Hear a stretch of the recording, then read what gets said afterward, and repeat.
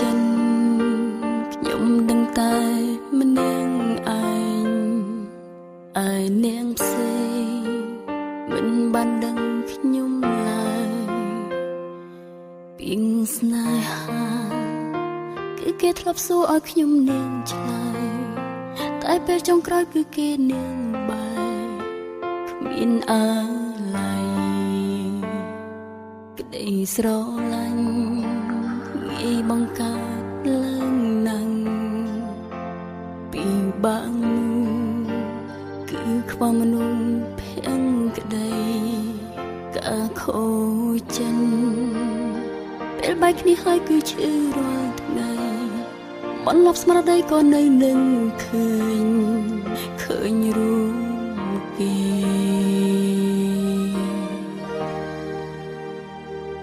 ឈឺយ៉ាងនេះហេតុអ្វីខ្ញុំមិនស្លាប់ទៅបារណាឈឺអន់លហើយ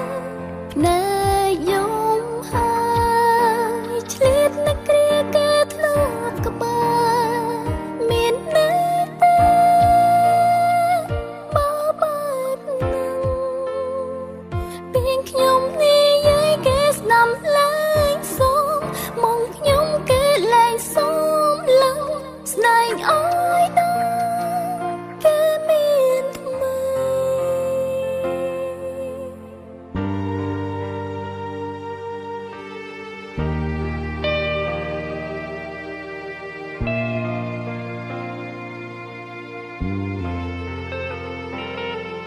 ពីមនុស្សស្មងបងជាមនុស្សក្បន់ចិនពីការពិនបងជាការអំភ្លេជាប្រុងតែគ្មានអានន្ទអារម្មណ៍មនុស្សស្អី